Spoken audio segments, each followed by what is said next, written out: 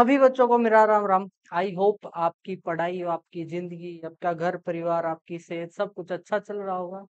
अच्छा नहीं चल रहा है तो मेरी साइड से दुआ है कि सब कुछ अच्छा चले। चलिए बात कर लेते हैं आज के हमारे टॉपिक के बारे में।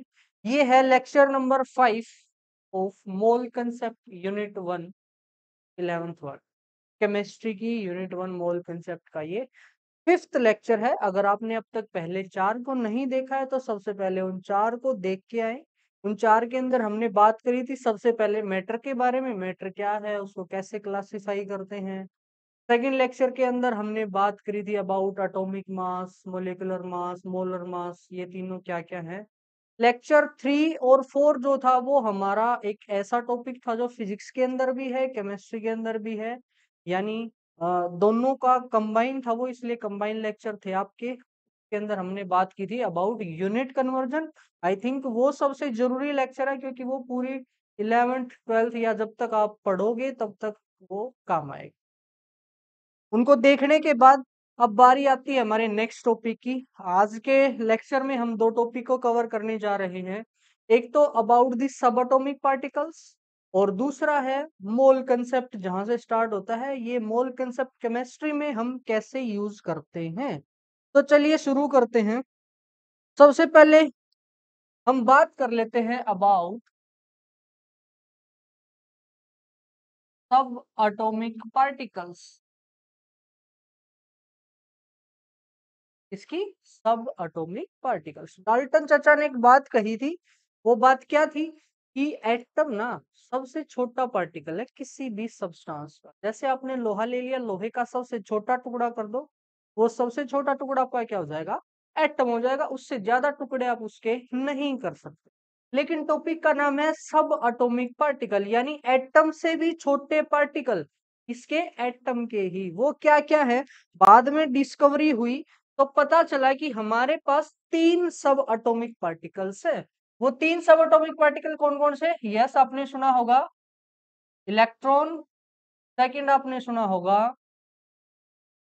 प्रोटॉन और थर्ड आपने सुना होगा न्यूट्रॉन। यस, ये जो पार्टिकल है ये किसी भी एटम के सब एटॉमिक पार्टिकल है, यानी उसके और ज्यादा छोटे टुकड़े हैं। यानी अगर आपने कोई भी एटम लिया है तो उसके अंदर इलेक्ट्रॉन होंगे, उसके अंदर प्रोटॉन होंगे और उसके अंदर न्यूट्रॉन होंगे। कौन कितना होगा उसी की डिस्कशन हमने अभी अपने वाले टॉपिक के अंदर करनी है। तो सबसे पहले इलेक्ट्रॉन को देखो मैं ई से डिनोट करूंगा, प्रोटॉन को पी से और न्यूट्रॉन को एन से, क्योंकि बार बार ना लिखना पड़े इसलिए मैंने शॉर्ट फॉर्म में इनको लिख। अब 10th क्लास तक अगर आपने थोड़ा बहुत एलिमेंट के बारे में सीखा है तो दो चीजें आपने सीखोगे कि अगर कोई भी एलिमेंट आप लिखते हो तो दो चीजें उसके बारे में लिखी जाती हैं। एक होता है उसका एटॉमिक नंबर और दूसरा एटॉमिक मास। ठीक है, एक होता है आपका एटॉमिक नंबर और एक होता है आपका एटॉमिक मास। देखो एटॉमिक मास को तो हमने पहले वाले लेक्चर में डिस्कस किया था कि एटॉमिक मास वो नंबर है जो बताता है कि आपका एलिमेंट कार्बन के 12वें हिस्से से कितना गुना भारी है, वो हो जाएगा आपका एटॉमिक। एटॉमिक नंबर क्या है वो भी डिस्कस करते हैं। देखो एटॉमिक नंबर को मैं केमिस्ट्री के अंदर रिप्रेजेंट करूंगा जेड के साथ। अगर कहीं भी जेड लिखा जाए वो जेड क्या बताएगा, वो जेड बताएगा एटॉमिक नंबर। और एटॉमिक मास के लिए मैं यूज करूंगा, एटॉमिक मास के लिए हम ये क्या यूज करेंगे, ए। ठीक है, अब मान लिया लेट लेट कोई एलिमेंट ले लिया, लेट एक एलिमेंट आपके पास एक्स, ये कोई भी एलिमेंट है एक्स जिसका सिंबल एक्स है, कोई भी हो सकता है, हाइड्रोजन हीलियम लिथियम, जितने भी आपने 20 तक याद करे होंगे, नहीं करे तो उनको कर लेना। कोई भी एलिमेंट है एक्स, इसको रिप्रेजेंट करने का एक तरीका है। वो तरीका क्या है कि एक्स के नीचे यानी इधर हम लिखते हैं उसका एटॉमिक नंबर। इसका एटॉमिक नंबर कितना है, जेड। और इसके ऊपर हम लिखते हैं इसका एटॉमिक मास। एटॉमिक मास कितना है, ए। ये हो जाएगा इसका एटॉमिक मास। ठीक है, ये तो हो गया। अब इसके बाद एग्जांपल देखते हैं एक बार पहले तो। जैसे आपने हाइड्रोजन पढ़ा होगा, हाइड्रोजन का सिंबल है एच। इसका एटॉमिक नंबर कितना है इसके लिए, यानी जेड की वैल्यू कितनी है 1 और ए की वैल्यू है 1, यानी इसका एटॉमिक नंबर और एटॉमिक मास दोनों क्या होते हैं एक एक। तो इसको कैसे रिप्रेजेंट करोगे आप लिखोगे एच, यहाँ नीचे एक, यानी उसका एटॉमिक नंबर, यहाँ पे उसका एटॉमिक मास। आपके पास सेकंड नंबर पे था हीलियम, हीलियम का एटॉमिक नंबर कितना और एटॉमिक मास कितना, वेरी गुड, कितना 4। तो इसको कैसे रिप्रेजेंट करोगे, एच ई, नीचे एटॉमिक नंबर ऊपर एटॉमिक मास। ऐसे ही बताओ लिथियम को कैसे रिप्रेजेंट करोगे, लिथियम को हम रिप्रेजेंट करेंगे, यहाँ पे उसका एटॉमिक नंबर कितना 3 और उसका एटॉमिक मास 7। सोडियम को कैसे रिप्रेजेंट करोगे, ये उसका सिंबल हो गया, उसका एटॉमिक नंबर और एटॉमिक मास। ऑक्सीजन को कैसे रिप्रेजेंट करोगे, ये ऑक्सीजन, ये उसका एटॉमिक नंबर 8 और ये उसका एटॉमिक मास 16। तो ऐसे किसी भी एलिमेंट को हम रिप्रेजेंट कर सकते हैं इस फॉर्म में। याद रखना ए क्या है, एटॉमिक मास है, और जेड क्या है, एटॉमिक नंबर है। केमिस्ट्री में कहीं भी जेड आ जाएगा, बहुत जगह आएगा जेड, वहां पे उस जेड का मतलब क्या होगा, आपका एटॉमिक नंबर। ठीक है, ये तो हो गया। अब बात करते हैं about electron, proton and neutron के बारे में। उससे पहले मैं थोड़ा सा इसको, थोड़ा सा क्या कर दूं, साफ कर। चलो ये तो हो गया हमारा। अब देखो, पहले बात कर लेते हैं अबाउट नंबर ऑफ प्रोटॉन, कि कोई भी एलिमेंट आपने लिया उसके अंदर प्रोटॉन कितने होंगे। देखो, जो आपका एटॉमिक नंबर है वो बताता है किसी भी एलिमेंट के अंदर प्रोटॉन, यानी यानी नंबर ऑफ प्रोटॉन किसके बराबर आ गए आपकी, जेड के बराबर।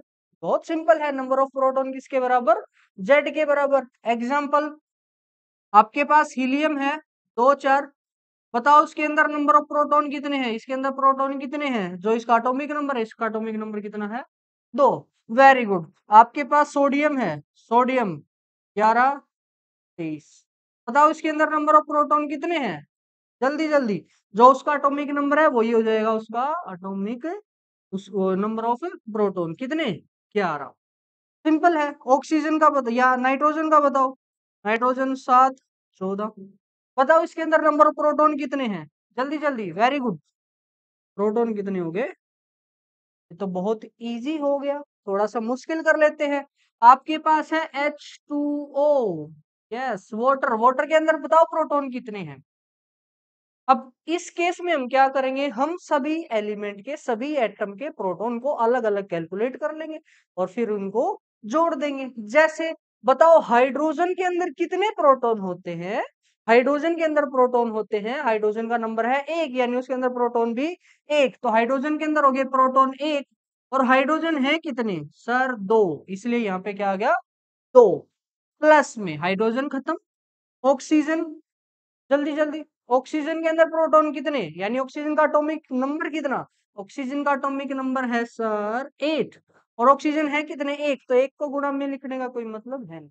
जैसे हमने मोलेकुलर मास या मोलर मास को कैलकुलेट किया था, ऐसे ही हम नंबर ऑफ प्रोटॉन को कैलकुलेट करेंगे। लेकिन फर्क क्या है, यहाँ पे फर्क ये है कि वहां पे आप एटॉमिक मास ले रहे थे, यहाँ पे आप एटॉमिक नंबर ले रहे हो। तो बताओ इसके अंदर प्रोटॉन कितने आए, वेरी गुड, इसके अंदर प्रोटॉन कितने आए, जल्दी जल्दी, 2 और 8 10। ऐसे ही हमने ले लिया CO2, बताओ इसके अंदर नंबर ऑफ प्रोटॉन कितने हैं, नंबर ऑफ प्रोटॉन, जल्दी जल्दी, नंबर ऑफ प्रोटॉन बताओ। कार्बन के अंदर, कार्बन का नंबर 6, तो 6 ये हो गए। प्लस में ऑक्सीजन का नंबर 8, और ऑक्सीजन है कितने 2, 8 दूनी 16 और 6 22, वेरी गुड। अब CO2, जैसे हमारे पास है NH4 पॉजिटिव, यार पॉजिटिव चार्ज आ गया, अब कैसे कैलकुलेट करेंगे। अरे भाई, सिंपल नंबर ऑफ प्रोटॉन किसके बराबर है, जेड के बराबर, और कुछ देखना ही नहीं है, चार्ज हो ना हो, किसी के साथ हो किसी के साथ ना हो, कुछ नहीं देखना। सिंपल क्या करो, जो भी आपका जेड है उन्हीं का सम कर दो, कर दो। NH4 पॉजिटिव में जेड का सम कितना आएगा, number of proton is equal to, nitrogen के अंदर बताओ कितने, नाइट्रोजन का नंबर सर 7, और नाइट्रोजन है कितने 1, तो ये आ गया 7। प्लस में हाइड्रोजन के अंदर कितने, सर उसका नंबर तो 1 है, एक ही हुए उसके अंदर प्रोटॉन। और हाइड्रोजन है कितने सर 4, तो गुणा में कर दो 4। कितना आ गया 7 और 4 11। सर ये पॉजिटिव चार्ज कहाँ गया, बताता हूँ कहाँ गया, रुको रुको। ये तो बात रही नंबर ऑफ प्रोटॉन की। अब थोड़ी सी और इंफॉर्मेशन अबाउट द प्रोटॉन, कि प्रोटॉन के ऊपर चार्ज जो है आपका, चार्ज ऑन प्रोटॉन, प्रोटॉन के ऊपर जो चार्ज होता है, ये वैल्यू आपको याद रखनी पड़ेगी, वो होता है प्लस का 1.6 इंटू 10 रेज टू पावर -19। और चार्ज की यूनिट होती है कूलम। ठीक है, चार्ज की यूनिट क्या हो जाएगी, कूलम। तो एक प्रोटॉन पे चार्ज ऑन, यहाँ पे लिख देता हूं मैं, चार्ज ऑन इस सा इधर कर, क्या आ जाएगा, चार्ज ऑन वन प्रोटॉन। एक प्रोटॉन पे चार्ज कितना, इतना। ठीक है ना, एक प्रोटॉन पे चार्ज है इतना। समझ गए, पक्की बात है, देख लेना। 1.6 into 10 raise to power -19 coulomb, ये चार्ज की यूनिट होती है। और प्रोटॉन पे पॉजिटिव चार्ज होता है, इसलिए मैंने यहाँ पे क्या लिखा है, पॉजिटिव। तो प्रोटॉन में आई थिंक कोई दिक्कत नहीं है, नहीं होनी चाहिए। ठीक है, सेकंड बात करते हैं, सेकंड बात करते हैं।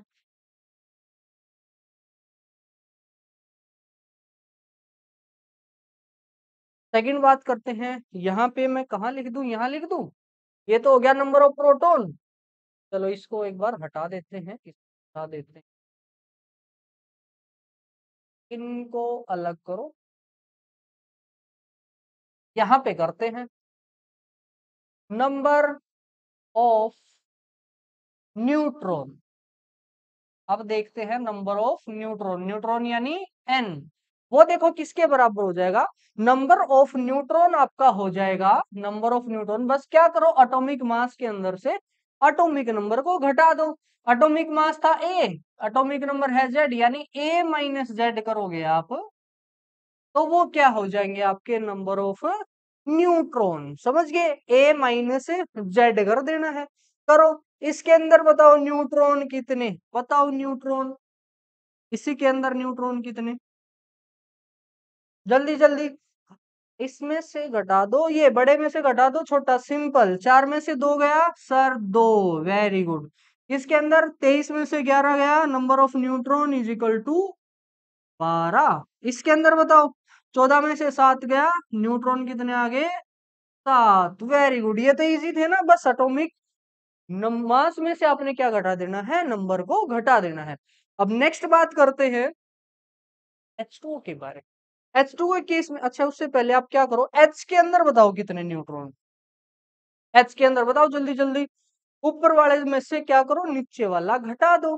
घटाओ, कितना आएगा, एक में से एक गया, नंबर ऑफ न्यूट्रॉन कितने आ गए आपके, 0। प्रोटॉन बताओ जल्दी, प्रोटॉन, प्रोटॉन तो इसके नीचे वाले के बराबर होता है, प्रोटॉन कितने हो गए।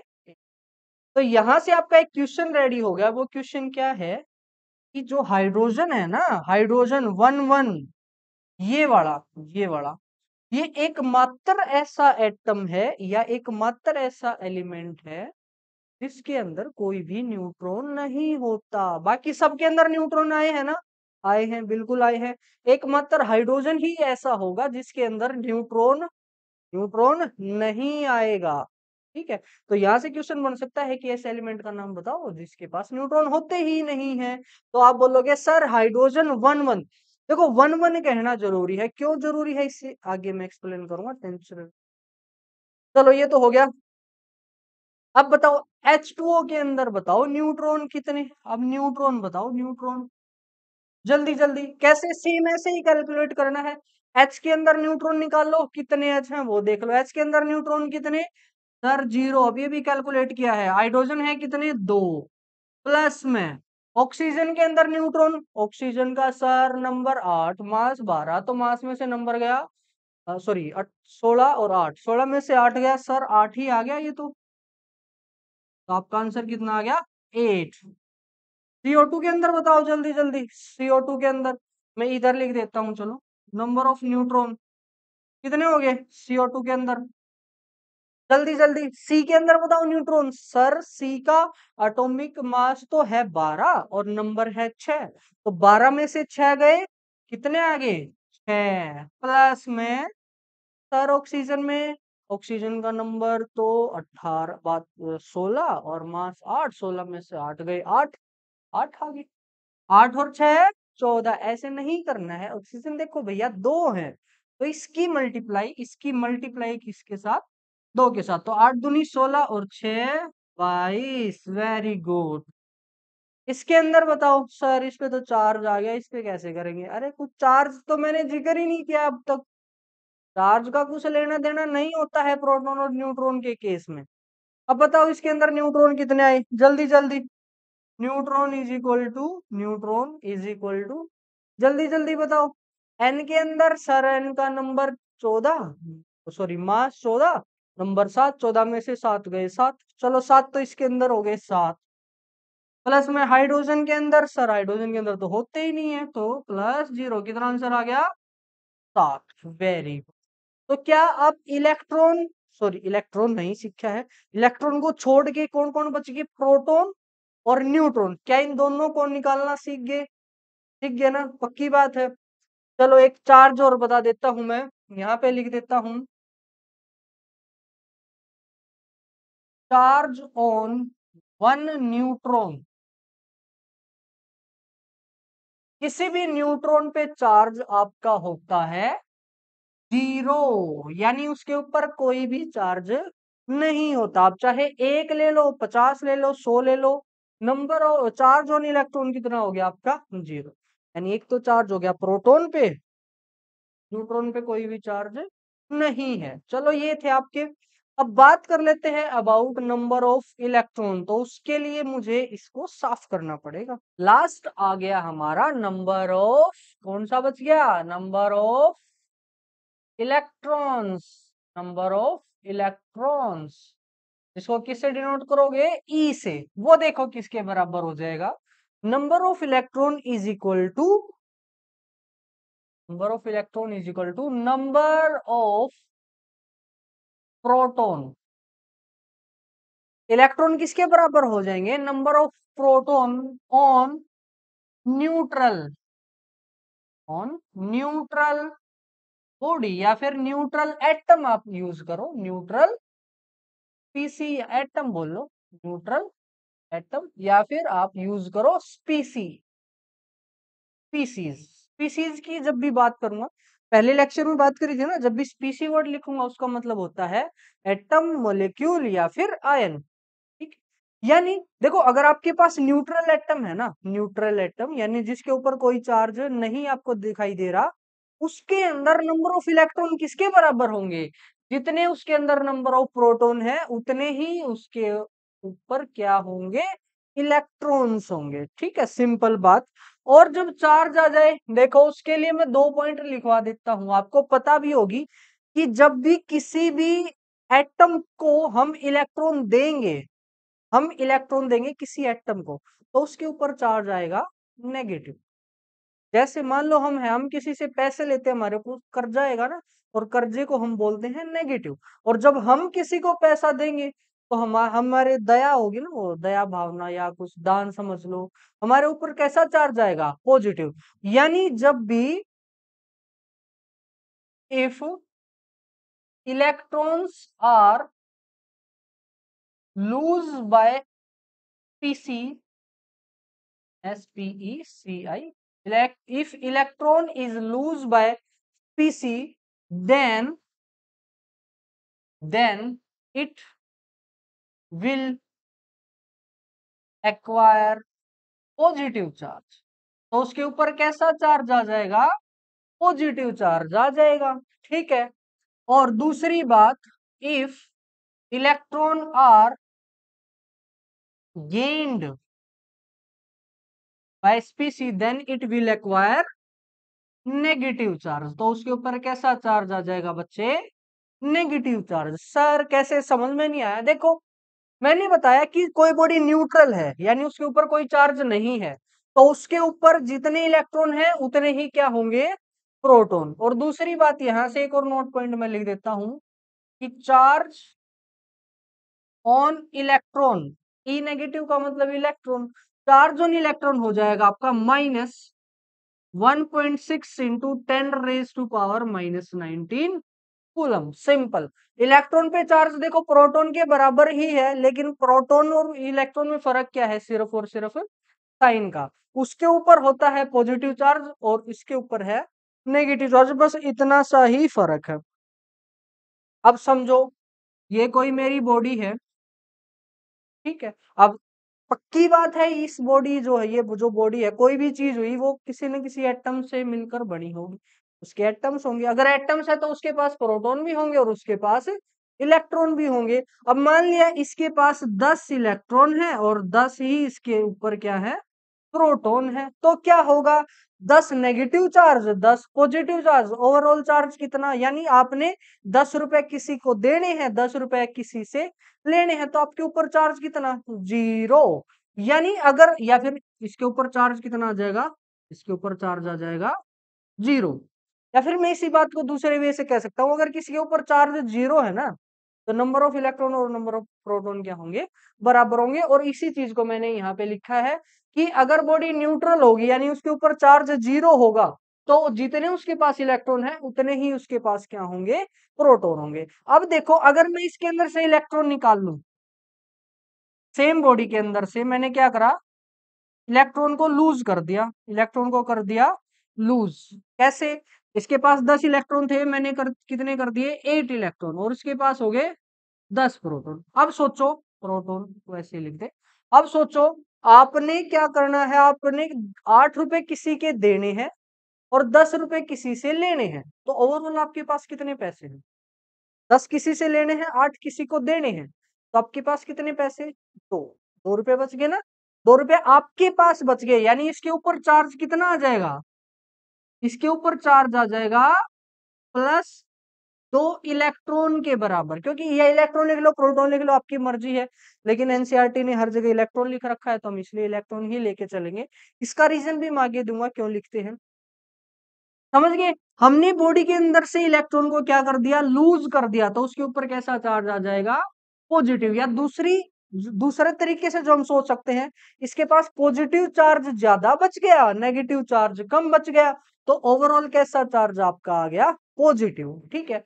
अब वही इसके अंदर से मैं, चलो इधर लिख देता हूं, मैंने इसको इलेक्ट्रॉन गेन करवा दिए, यानी इसको इलेक्ट्रॉन ऐड कर दिए इसके अंदर।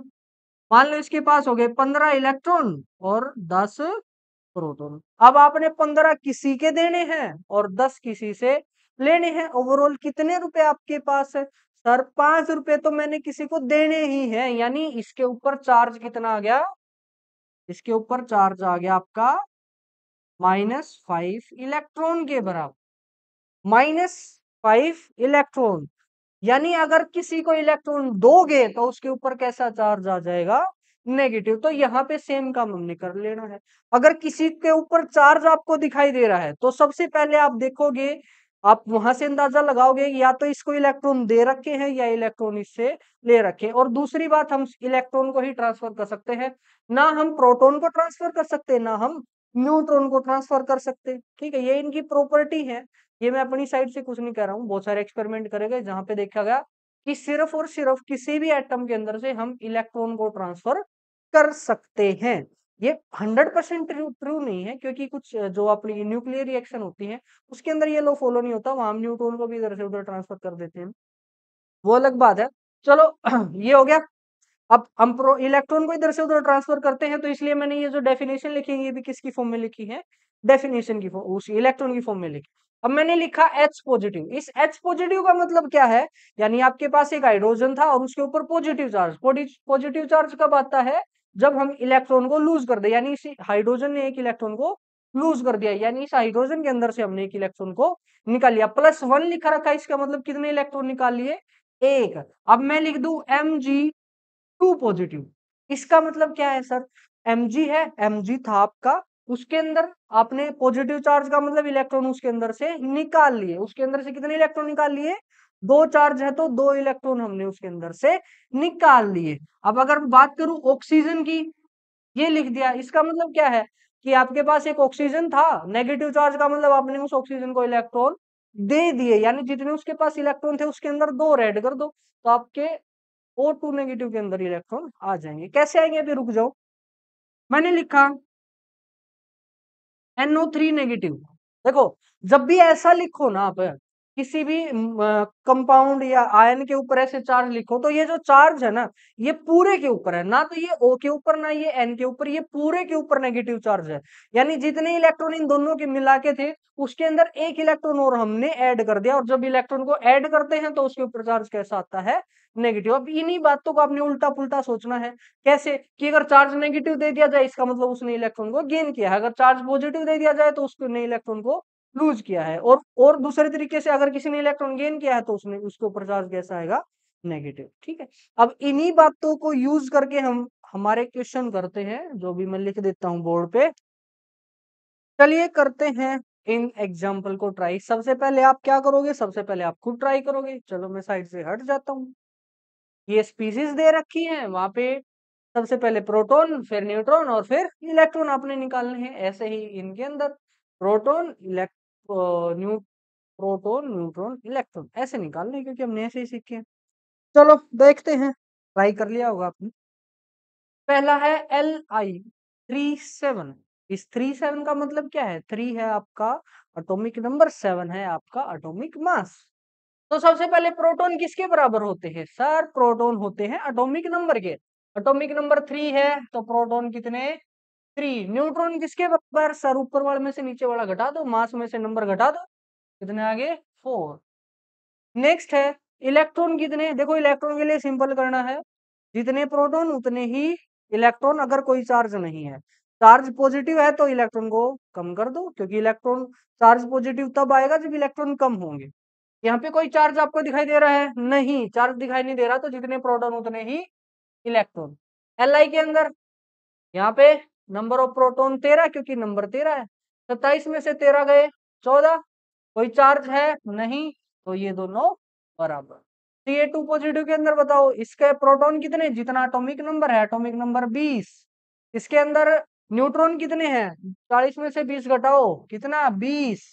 अब आती है बात इलेक्ट्रॉन की। देखो अगर कोई चार्ज नहीं होता तो 20 ही इलेक्ट्रॉन होने थे इसके पास।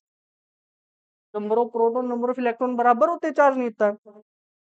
लेकिन इसके ऊपर कैसा चार्ज आ गया, पॉजिटिव चार्ज आ गया ना। और पॉजिटिव चार्ज कब आता है, जब हम इलेक्ट्रॉन उसके अंदर से निकाल ले। यानी इस Ca के अंदर से हमने 2 इलेक्ट्रॉन को निकाल लिया। थे कितने, 20 थे, 2 को निकाल लिया, कितने बच गए, 18। Very good. नेक्स्ट NH3 के अंदर बताओ, गिनो। N के अंदर, N का नंबर 7, H का 1, तो 7 और 3 10। न्यूट्रॉन, नाइट्रोजन का मास 14, नंबर 7, 14 में से 7 गए, कितना, 14 में से 7 गए 7। और H के अंदर 1 में से 1 गया 0, तो यानी सिर्फ न्यूट्रॉन किसकी वजह से होंगे, नाइट्रोजन की वजह से, वो कितने, 7। अब मैंने बोला क्या कोई चार्ज है, नहीं कोई चार्ज नहीं है, तो जितने प्रोटॉन उतने ही electron. Very good. SO4 2 negative के अंदर बताओ, जल्दी जल्दी। सबसे पहले S का नंबर इज 16, तो 16। और ऑक्सीजन का 8, 8 चौका 32, 32 और 16, 32 और 16 कितना हो गया, 48। Very good. न्यूट्रॉन निकालो, न्यूट्रॉन कैसे निकालेंगे, सबसे पहले सल्फर। सल्फर का एटॉमिक मास, सल्फर का सर एटॉमिक मास 32 और एटॉमिक नंबर 16, तो 32 में से 16 गए 16। सल्फर के अंदर कितने, 16। ऑक्सीजन के अंदर, एक ऑक्सीजन के अंदर होते हैं 8 न्यूट्रॉन, थोड़ी देर पहले निकाला था। और ऑक्सीजन है कितने, कितने हैं, 4, यानी 8 चौका 32, 32 और 16 कितने, इसके अंदर की भी कितने आ जाएंगे, 48। अब अगर कोई चार्ज नहीं होता तो जितने ये थे उतने ही ये होने थे, 48 होने थे। लेकिन चार्ज आ गया 2 नेगेटिव, और जब नेगेटिव चार्ज आता है यानी उसके अंदर हमने 2 इलेक्ट्रॉन को ऐड कर दिया, तो कितने हो गए, 48 में से 2 ऐड, 48 में 2 ऐड करो 50। ऐसे ही HNO3 का निकालो। H के अंदर, H का नंबर 1, नाइट्रोजन का 7, ऑक्सीजन का 8, तो 8 दिया 24, 24 और 7, 24 और 7 और 1 8, 24 और 8 32। क्या कोई चार्ज है, नहीं, तो डायरेक्ट लिख दो 32। अब इसके अंदर न्यूट्रॉन बताओ कितने, हाइड्रोजन के अंदर कोई न्यूट्रॉन नहीं होता, नाइट्रोजन के अंदर 7 होते हैं, ऑक्सीजन के अंदर 8। तो 8 या 24, 24 और 7, 24 और 7 कितना हो गया? 24 और 7 31। सिंपल। ठीक है। आ जाओ H2 पे। H2 के अंदर प्रोटॉन कितने? एक H के अंदर प्रोटॉन होता है एक, तो दो H के अंदर कितने हो जाएंगे? तो वेरी गुड। न्यूट्रॉन बताओ, हाइड्रोजन के अंदर कोई न्यूट्रॉन नहीं होता, तो 0। उसके बाद बताओ इलेक्ट्रॉन कितने? क्या कोई चार्ज है? नहीं, चार्ज नहीं है, तो जितने उतने ही ये। नेक्स्ट पे चलो, NeCl। Na का नंबर 11, Cl का 17। 11 हो गए आपके 28। क्या कोई इसके ऊपर वो है चार्ज? नहीं, तो ये भी कितने हो जाएंगे? 28। अब बात आती है प्रोटॉन की। Na के अंदर कितने प्रोटॉन? Na का नंबर इतना कितना 11, मास 23, 23 में से 11 गए 12। तो इसके अंदर 12, इसके 35 और 17 यानी 18। 12 और 18 कितना हो गए? 30। 30। सिंपल। CO3 तो 2 नेगेटिव। देखो आपको 20 तक तो याद करो, वो मास और नंबर वो याद होने चाहिए। CO3 टू नेगेटिव के अंदर बताओ, CO3 2 नेगेटिव के अंदर जल्दी जल्दी। CO3 2 negative. कार्बन का नंबर 6, ऑक्सीजन का 8। 8 या 24, 24 और 6 30। अब क्या कोई चार्ज है? यस। चार्ज कितना है? 2 नेगेटिव, यानी 2 इलेक्ट्रॉन इसने ले रखे हैं किसी से। तो वैसे 30 होने थे, 2 किसी से ले रखे हैं, तो कितने हो गए? 32। तो अब बताओ प्रोटॉन न्यूट्रॉन कितने? कार्बन का नंबर 12, और सॉरी नंबर 6, मास 12। 12 में से 6 गए 6। ऑक्सीजन का 8, 8 आएगा उसमें से। 16 में से 8 गए तो 8। 8 या 24, 24 और 6 30। ये तो सिंपल आ गया। CH3COO नेगेटिव बताओ इसके अंदर। कार्बन का नंबर 6, हाइड्रोजन का है, और 3 हाइड्रोजन है, तो 3, 6 और 3 9। 9 और 6, 9 और 6 15। 15 और 8 8 16। 15 और 16 31। अब एक नेगेटिव है, तो ये हो जाएगा ऑटोमेटिक 32। अब बात आती है इसके अंदर न्यूट्रॉन कितने? कार्बन का नंबर 12। 12 में से 6 गई 6। 6 तो इसके अंदर होते ही नहीं। इसके अंदर भी 6, 6 और 6 12। ऑक्सीजन के अंदर होते हैं 8 8 8 16। 16 और 12, 16 और 12, 12 और 16, 12 और 16 28। This is our complete answer. अगर आपके सारे ठीक आए हैं तो वेरी गुड। चलो एक और क्वेश्चन में लिखता हूँ फटाफट। देखो ये टेबल आपको दे रखी है, इस टेबल को आपने फिल करना है फटाफट। देखो इसके लिए आपको किसी का एटॉमिक नंबर, मास नंबर याद करने की जरूरत नहीं है इस टेबल को करने के लिए। चलो देखते हैं क्या क्या दे रखा है। देखो सबसे पहले आपका एटॉमिक नंबर दे रखा है, और हमें पता है जितना एटॉमिक नंबर उतने ही उसके अंदर प्रोटॉन। तो ये तो 8 आ गया। अब क्या इसके ऊपर कोई चार्ज है? नहीं, कोई चार्ज नहीं है, तो जितने प्रोटॉन उतने ही इलेक्ट्रॉन। Very good. अब आ क्या मास नंबर? मास नंबर किसके बराबर होता है? प्रोटॉन और न्यूट्रॉन को जोड़ दो, क्योंकि मास में से एटॉमिक नंबर घटाओगे या मास में से प्रोटॉन घटाओगे तो आपका क्या होगा? ये न्यूट्रॉन होगा। और न्यूट्रॉन को और प्रोटॉन को आपस में जोड़ दोगे तो वो हो जाएगा आपका मास नंबर। 8 और 8 16। सही है। नेक्स्ट करो। देखो मास नंबर दे दिया और इलेक्ट्रॉन दे दिया। क्या इसके ऊपर कोई चार्ज है? नहीं, तो जितने इलेक्ट्रॉन उतने ही प्रोटॉन। Very good. और जितने प्रोटॉन उतना ही उसका एटॉमिक नंबर। जैसे ही आपके पास एटॉमिक नंबर, मास नंबर आ गया, तो आप न्यूट्रॉन बता दोगे। इसमें से ये घटाओ, कितना आ जाएगा? 14। सिंपल।